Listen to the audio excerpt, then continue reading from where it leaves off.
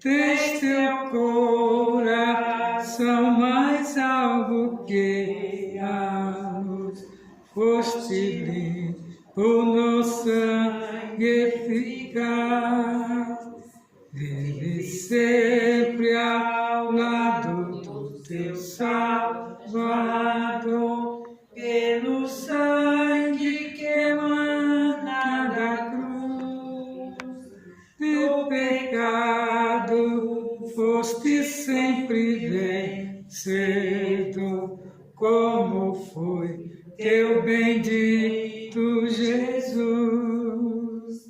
Salvo estás, limpo estás, pelo sangue de Cristo Jesus. Tens teu coração mais alvo que a luz, foste limpo no sangue eficaz. E as roupas brancas quando vier Jesus, foste limpo na fonte de amor. Estás pronto para seguir ao céu de luz, pelo sangue purificador. Salvo estás, limpo estás, pelo sangue de Cristo Jesus. Tens teu coração mais alvo que a luz, foste limpo no sangue eficaz. Cristo hoje dá pureza e muito poder, fita os olhos na cruz do Senhor. Dela fonte sai que te enche de prazer, que te farta de vida e vigor. Salvo estás, limpo estás, pelo sangue de Cristo Jesus. Tens teu coração mais alvo que a luz, foste limpo no sangue eficaz.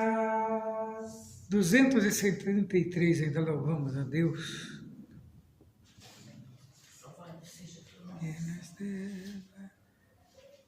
Quer nas trevas, quer na luz, só a ti recorrerei.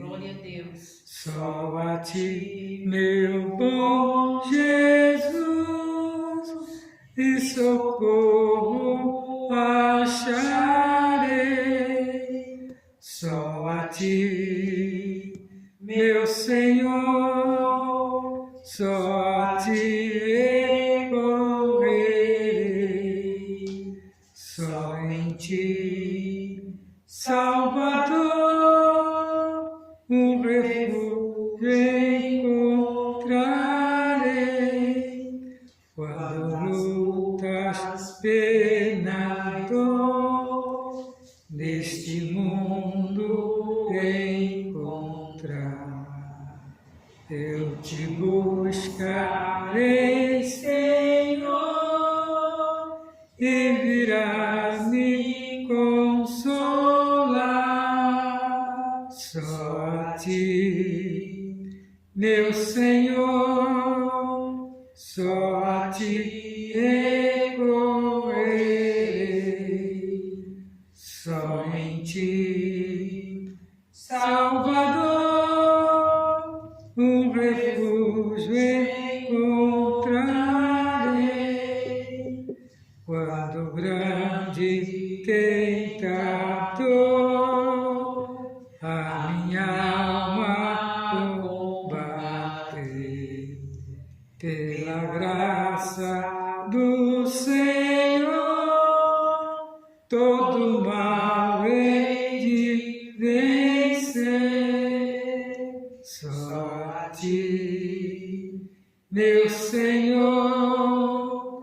só a ti recorrerei, só em ti, Salvador, um refúgio encontrarei, fortes lutas eu terei, neste mundo enganado, mas socorro eu acharei em ti sempre, ó meu Senhor, só a ti, meu Senhor, só a ti recorrerei, só em ti, Salvador, um refúgio encontrarei. Vamos ler em Cantares de Salomão, capítulo 2, a partir do versículo 1. E nos diz assim, Cantares 2. Eu sou a rosa de Saron, o lírio dos vales. Qual o lírio entre os espinhos? Tal é a minha amiga entre as filhas. Qual a macieira entre as árvores do bosque? Tal é o meu amado entre os filhos. Desejo muito a sua sombra, e debaixo dela me assento, e o seu fruto é doce ao meu paladar. Levou-me à sala do banquete, e o seu estandarte em mim era amor. Sustentai-me com passas, confortai-me com maçãs, porque desfaleço de amor.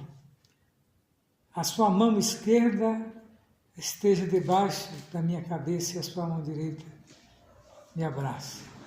Conjuro-vos, ó filhas de Jerusalém, pelas gazelas e servas do campo, que não acordeis, nem despertei o meu amor até que a queira. Esta é a voz do meu amado, ele aí, que já vem saltando sobre os montes e pulando sobre os outeiros. O meu amado é semelhante ao gamo ou ao filho do corso. Eis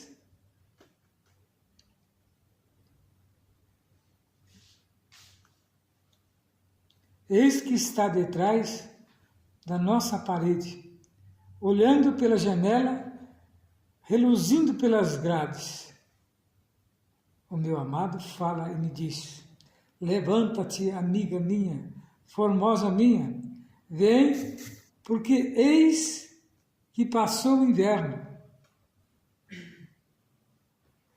e a chuva cessou e se foi. Aparecem as flores na terra, o tempo de cantar chega, e a voz da rola ouve-se em nossa terra. A figueira já se deu, e os seus figuinhos e as vides em flor exalam seu aroma. Levanta-te, amiga minha, formosa minha, e vem. Ponha a minha, pomba minha, que andas pelas fendas das penhas, e no oculto das ladeiras, mostra-me a tua face, e faz-me ouvir a tua voz, porque a tua voz é doce, e a tua face é aprazível. Apanhar-me as raposas e as raposinhas, que fazem mal às vinhas, porque as nossas vinhas estão em flor. O meu amado é meu e eu sou dele. Ele apacenta o seu rebanho entre os lírios.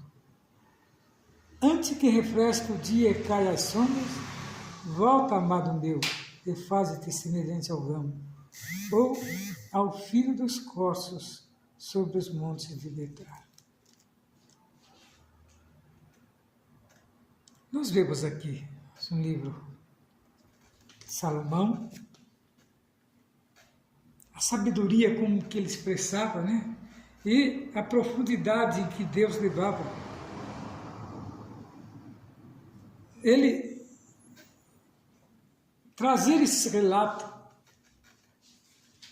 mas para entender o que quer dizer, é difícil, né?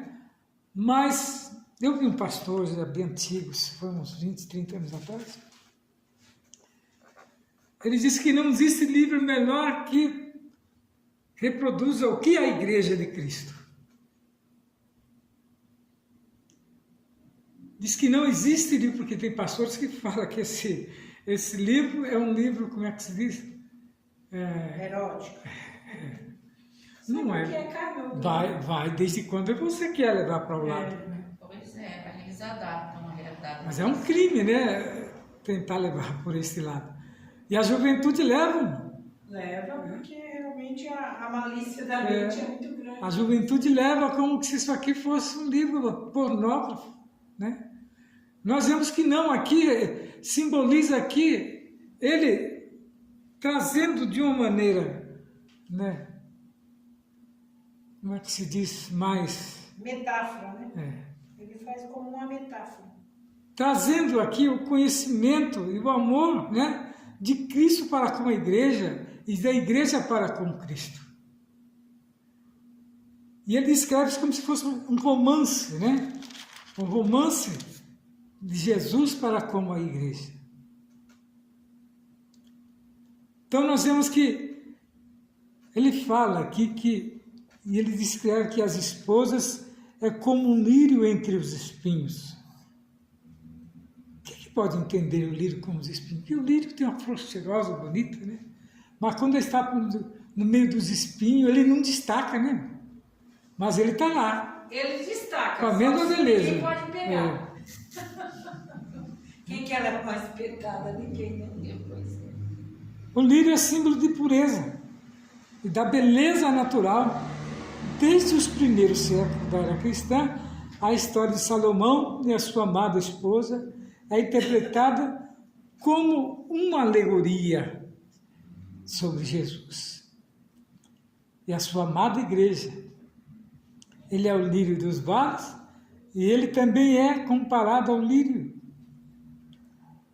A igreja, a noiva de Cristo, é mesmo um lírio puro e formoso entre os espinhos deste mundo.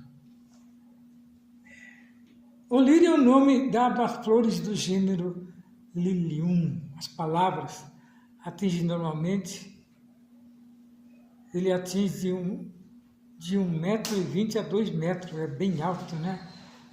Quem tem a plantação de lírio é bem vistosa. De longe se observa, né? Que ele atinge 2 metros de altura.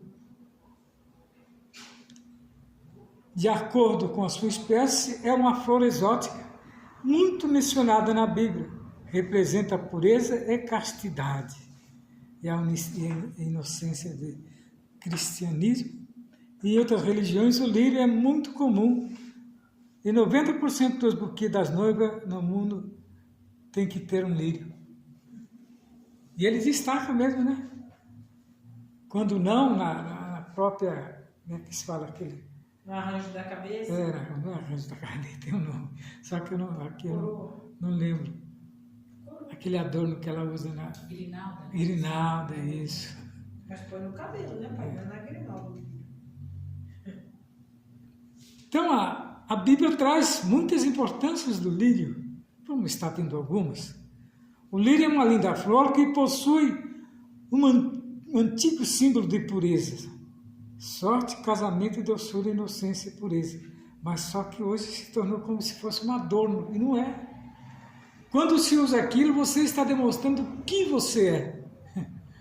Só que o pastor hoje não é como o sacerdote que podia fazer o exame se desconfiasse, né? O sacerdote que tinha acesso. A maioria das noivas já vem carimbada, né? E coloca o símbolo da pureza, mas já não tem mais pureza há muito tempo. E de acordo com a sua espécie, é uma flor exótica muito mencionada na Bíblia. Lá em 2 Crônicas 2:1, esposa é chamada de Rosa de Saron e Lírio dos Vales. Muitos atribuem equivocadamente esses dois títulos a Jesus, porém isso não se refere à esposa e à igreja como rosa. A igreja é bela e difunde perfume de Cristo, mesmo cercado do espinho deste mundo. Como lírio, a igreja se destaca em meio aos vales deste mundo, contando sempre com o cuidado do Senhor, o zelo que Deus tem com a igreja. Então, quando a gente percebe alguém falando mal da igreja, pode ser a igreja que for. Quando se fala de igreja, fala de reuniões de santos, né? Não importa, se ali fala a palavra de Deus, é pregar a palavra de Deus, então ali se torna um lugar santo, né? E tem a presença de Deus. Ele diz que naquele dia, quem vai tirar o joio, não é o homem quem tira o joio, não é o pastor, mas é o próprio Cristo quem vai separar o joio do trigo. Nós não temos esse direito lá, igual teve um pregador aqui uma vez, um rapaz que, para defender o dirigente, tinha uma família que tinha falado não sei o que do dirigente, ele pediu para dar a palavra e ergueu a mão assim e dirigiu a família. Olha, a porta da rua é a serventia da casa. Eu olhei, que não me subiu. Mas ele nem teria tanto que depois eu vi o próprio pastor passando pano e defendendo daqui. Eu falei, já começa bem, nem obreiro ela já estava já exortando, né? Exortar todo mundo. Porque o dirigente ele era vivo, sabe, daqueles camaradas malandrão. Eu digo que é malandro porque as atitudes dele não eram de um verdadeiro cristão para estar na frente de Deus. Então ele não tinha coragem de exortar e usava as pessoas para exortar por ele. Isso é covardia, né? A gente via cada coisa, né? Levantava, porta da rua, era tão difícil ganhar uma família, uma alma, agora mandar para fora é rapidinho. Conseguiu mandar. Depois presta conta. Chega lá em cima. E entristeceu a família, que a família foi embora. Isso é muito triste. A gente tem que ser assim, né? Ser assim o quê? Tem que ser como a palavra fala. Só que você ia num culto ali, você ia numa evangelização, não cantava. Mas para subir aqui, para poder exortar, foi muito bom.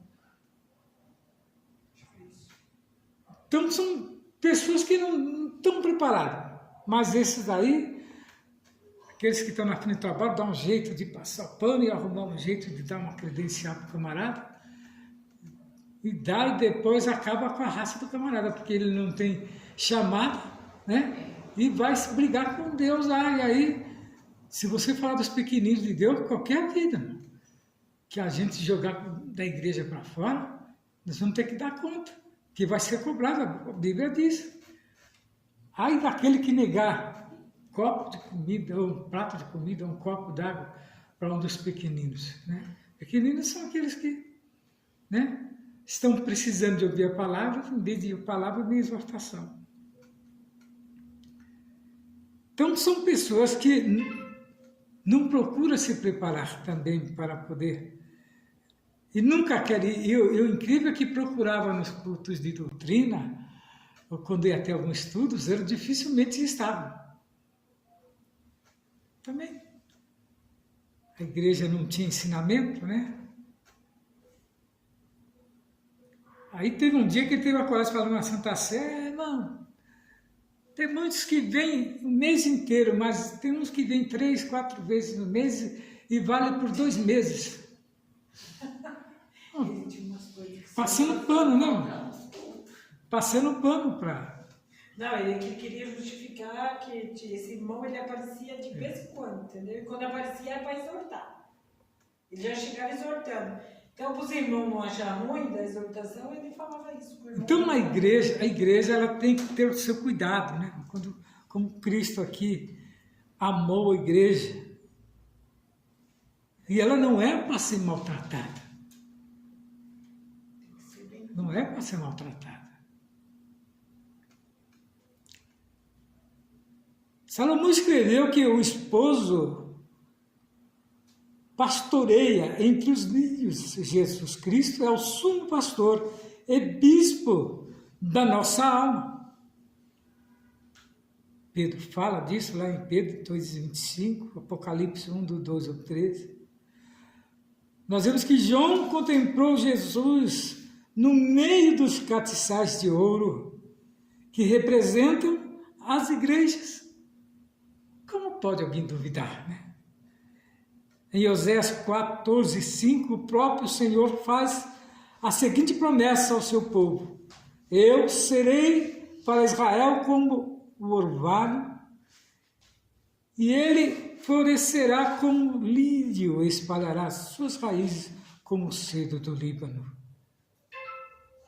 Em Lucas 12:27, Jesus disse: considerai-vos o lírio, como eles crescem, e não trabalham nem fiam, digo-vos que nem ainda Salomão em sua glória se vestiu como um deles. A beleza, né, que tinha o lírio do campo. E Jesus usou o exemplo do lírio para nos lembrar do cuidado que Deus tem para com uma igreja e com toda a humanidade. Senão ele não tinha enviado seu filho, né, para morrer na cruz. Enfim, o dono da igreja é Cristo. Deus por direito, né, e por ser o fundador, não tem como excluir nem ele, nem a pessoa, né, do Espírito Santo. Aleluia. Que são os três baluartes. São o suporte, a Trindade, que é o suporte integral da igreja. E não se pode entristecer o Espírito Santo, porque é ele, né, que vai levar a igreja triunfante até o Filho nas nuvens. Temos visto muitas seitas por aí desfazendo, né? Muitos por ignorância, mas outros, né, com pleno conhecimento, com plena causa. E naquele dia será rejeitado. Então a igreja do Senhor Jesus, ela tem esse poderio, tem esses nomes, tem, né? Porque ela é comparada às coisas mais bonitas que tem na terra, pela sua beleza, que uma igreja adornada é muito bonita, né? A simplicidade que ela demonstra, né? Mesmo que ela seja suntuosa, quando nós adentramos, que ali se prega a palavra de Deus, nós vemos a simplicidade, né? A simplicidade no louvor, a simplicidade nos cantos, né? A simplicidade nas cantatas, né? Nas adorações. Então, isso é a vontade do Todo-Poderoso, que é na simplicidade que ele manifesta. Então, aqui ele faz a comparação do lírio, que ele tem uma substância no seu perfume que lhe é bem peculiar. As rosas também possuem isso. E, no entanto, em bem menor quantidade, o nome dessa substância é feniletilamina, que auxilia o organismo a produzir endorfina, causando uma maravilhosa sensação de tranquilidade e bem-estar. É por isso que Jesus disse: considerai os lírios. Observando os lírios, aprendemos muitas coisas importantes para o nosso bem-estar físico, material e espiritual. Por isso que é necessário o homem vir à igreja, o crente vir à igreja, cultuar, pedir perdão, né, pelos seus atos. Diz que em determinados lugares, às vezes que nós não podemos estar numa igreja, em determinado lugar, Deus nos atende. Mas dentro da igreja é certeza que Ele está presente para perdoar os nossos pecados. Então, na conclusão desse assunto, Diz que os lírios são mais vestidos de beleza divina do que o próprio rei Salomão. O valor, né? O valor que o próprio Deus através, né, dos escritos de Salomão.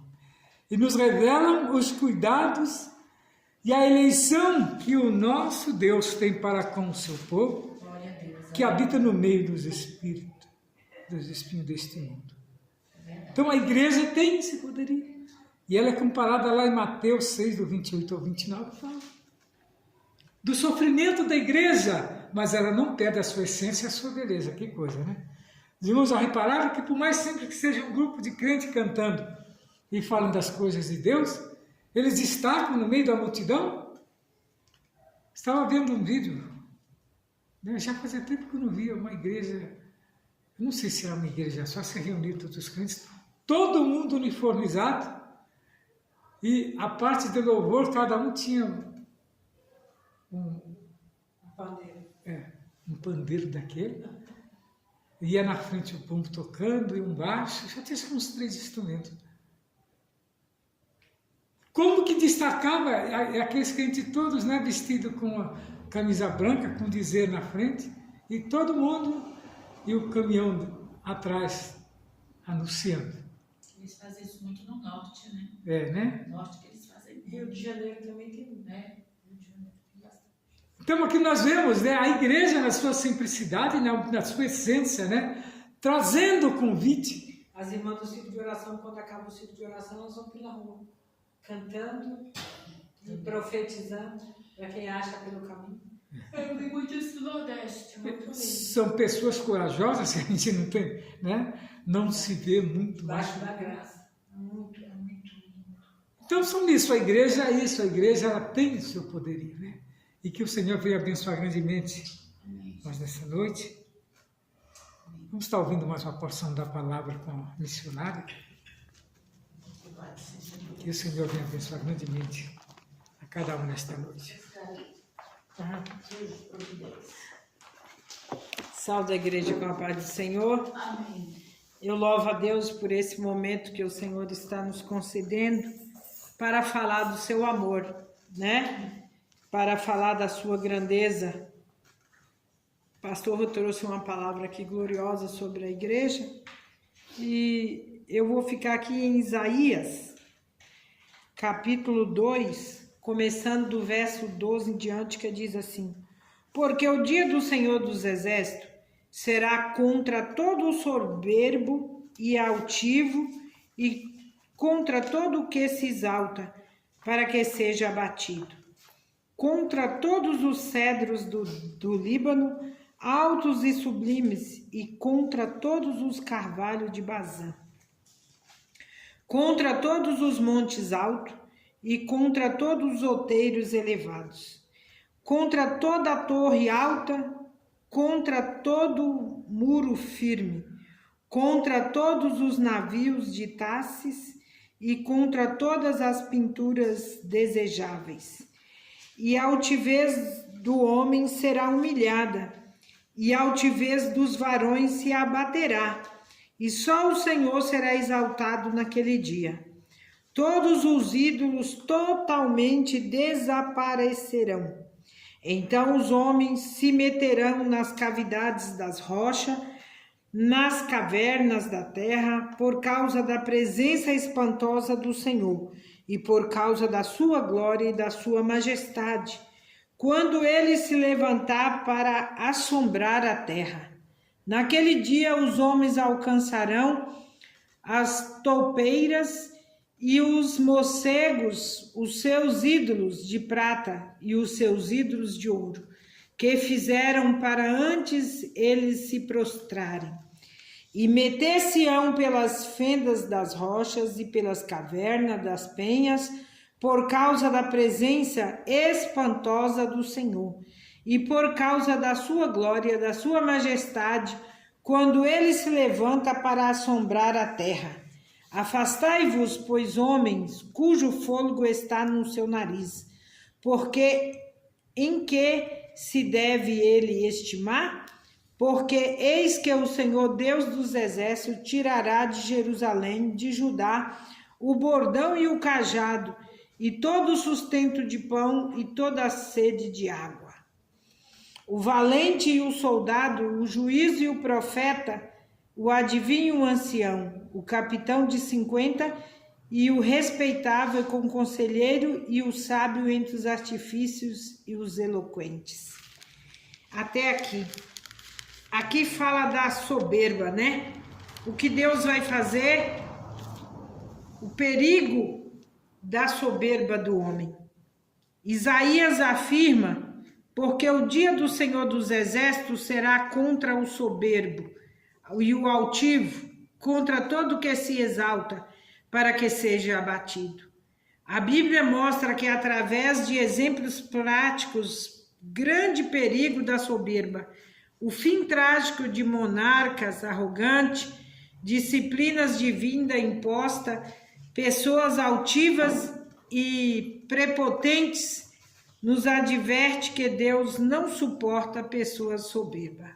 E é verdade. Em Deus não há soberba, há misericórdia, a graça em abundância, né?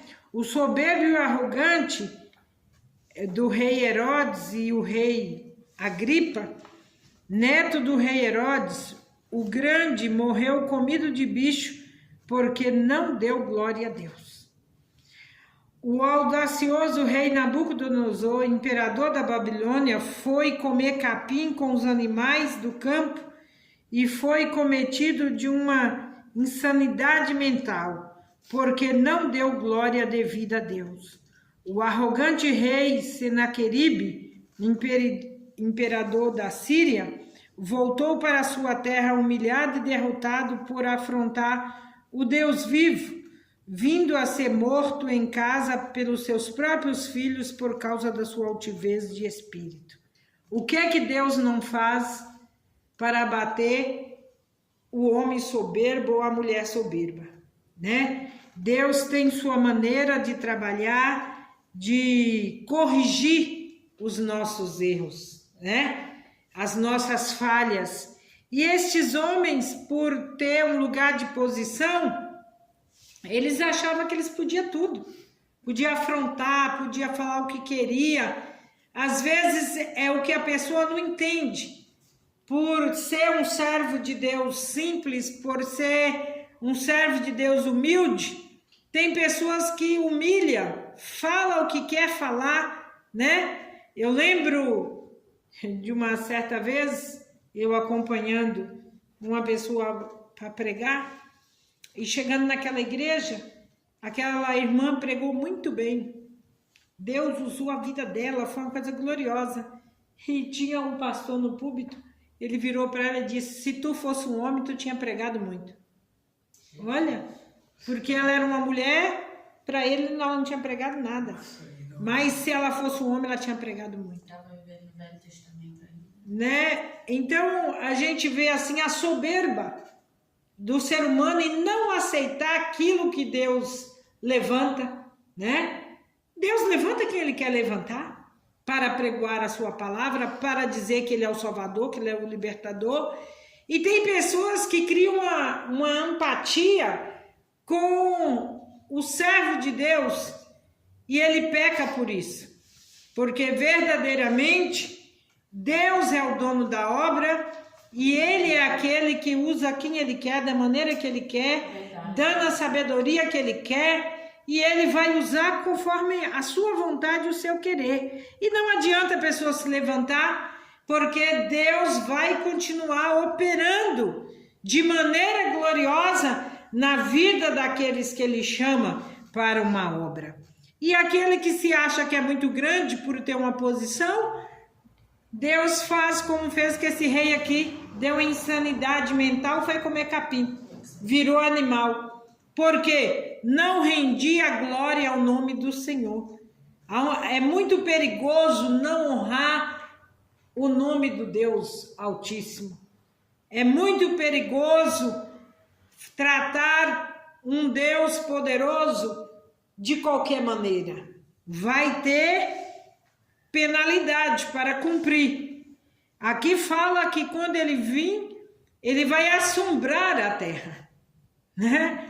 Fala aqui das pessoas que vão se esconder sobre as cavernas, sobre as rochas, né? As fendas das rochas. Por quê? O desespero vai ser grande na vida daqueles que nunca deu crédito à palavra de Deus.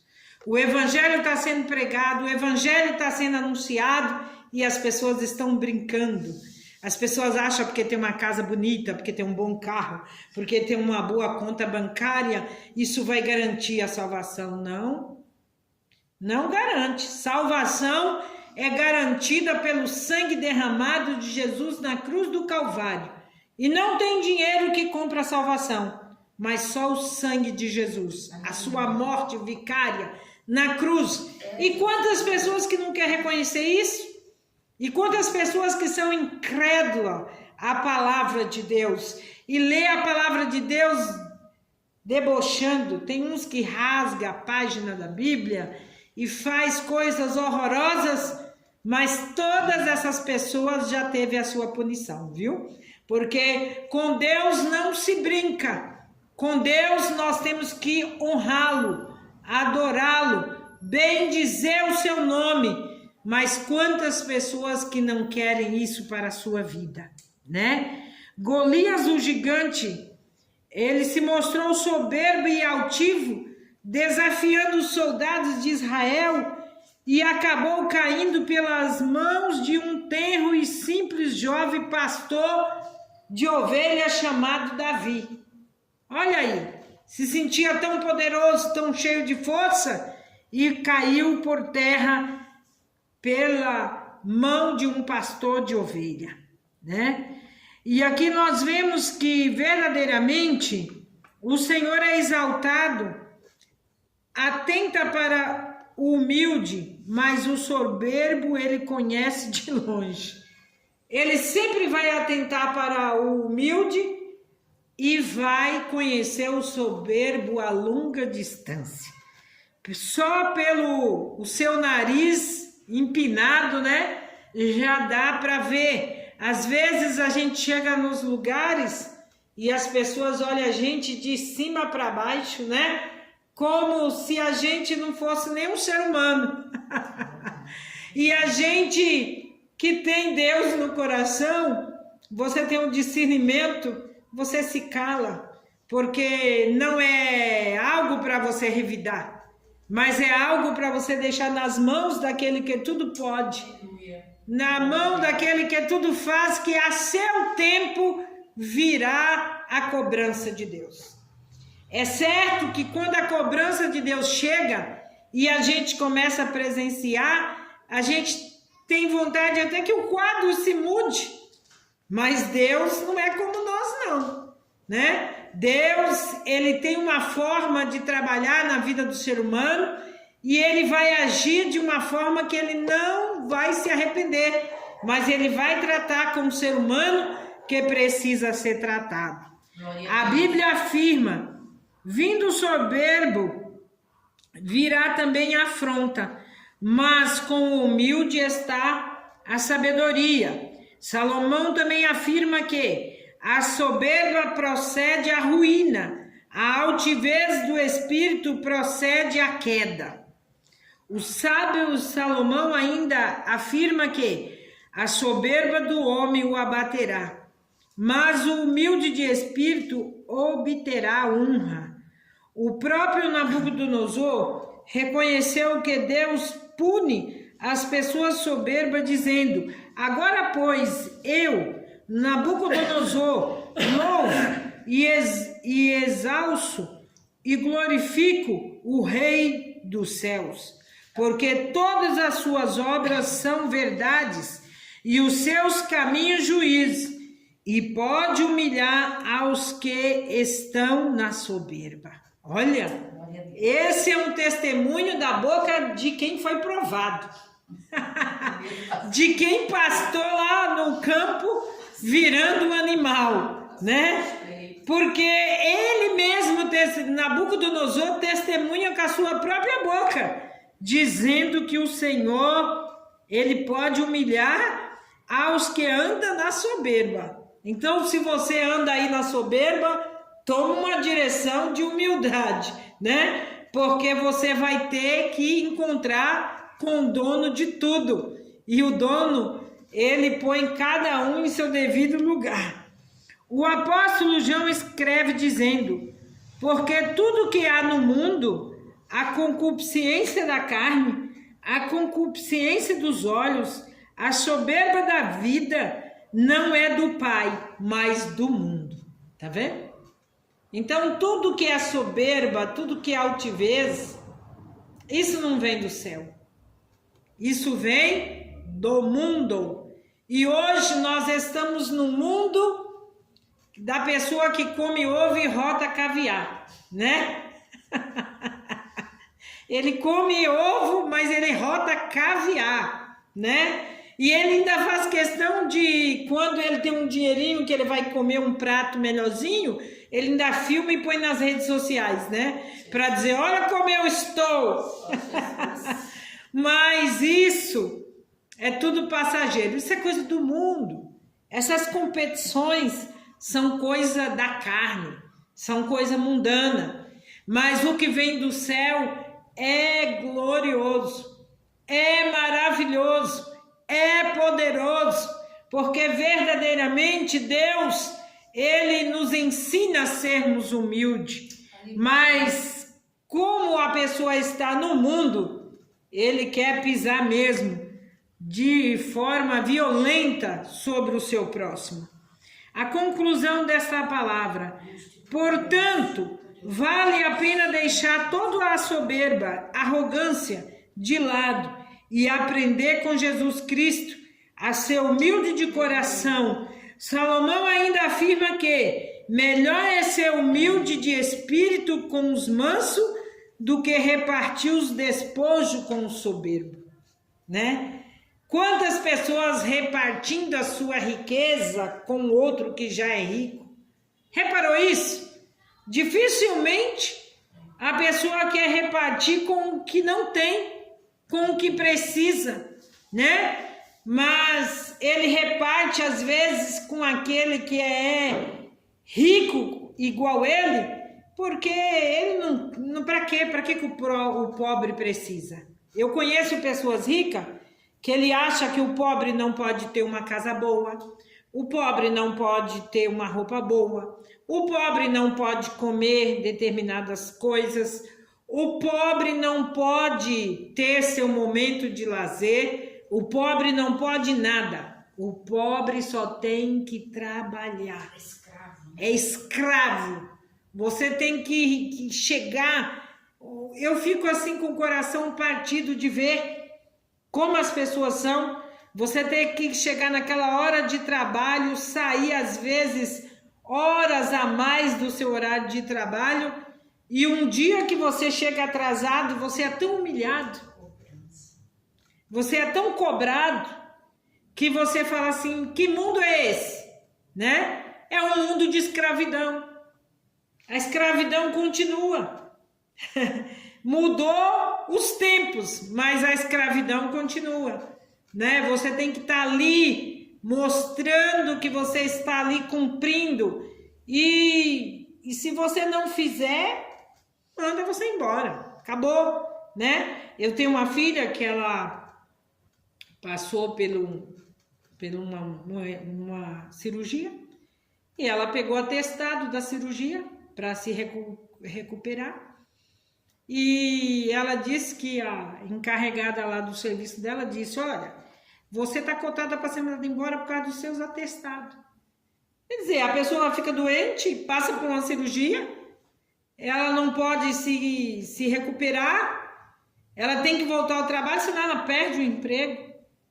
Que vida é essa? Isso é a arrogância dos que têm, né? Trata o pobre debaixo do pé ali, ó, e eu fico pensando, naquele dia vai pagar, né? Porque Deus conhece os que fazem corpo mole, e Deus conhece também os que trabalham, né? E eu vejo assim, é uma coisa tão diferenciada, né? Só Deus para nos dar vitória. Ainda bem que tem o céu. O céu para a gente regozijar, né? Porque aqui na terra não é fácil o que temos que passar. É muita injustiça sobre a vida das pessoas mais humildes. É muita injustiça, né? De todos os lados. Imagina nós termos que sobreviver neste mundo de desigualdade, né? E você ter uma mente sadia, um coração sadio, só com a presença de Deus, né? Porque quando você dobra o joelho, eu sempre oro assim, Jesus, faz um check-up aqui, ó. Tira tudo que me aflige, tira tudo que me angustia, tira tudo que baixa a minha autoestima e me dá, Senhor, poder, autoridade, resistência, resiliência na sua presença. E olha, Ele é poderoso para nos dar. Isso tá para todo lado, no meio da família, né? Às vezes a gente tenta aproximar de alguns familiares e você ali é triturada, pisada, humilhada, machucada, né? E eu fico pensando assim, você nunca consegue ter paz se não for em Jesus. Porque verdadeiramente sempre tem alguém para atormentar a sua vida. Mas Jesus é o príncipe da paz.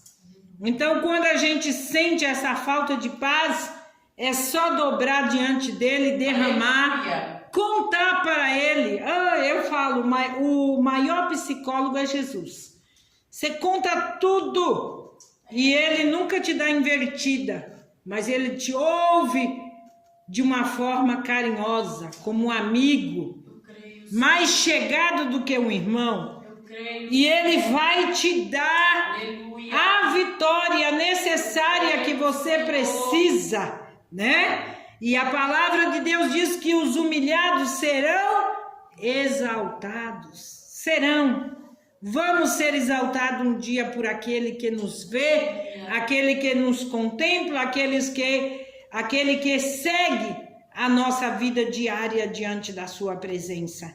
E é por isso que eu estou feliz nesta noite, por servir esse Deus tão poderoso, né? Que nos dá essa humildade de espírito com os mansos, do que repartir o despojo com o soberbo, né? Então, verdadeiramente, que o Senhor possa estar atuando assim nas nossas vidas, poderosamente, enquanto nós vivemos nesta terra, porque nós necessitamos verdadeiramente deste grande amor, deste grande auxílio que vem da parte dele para as nossas vidas. Irmã Maria José também está com oportunidade.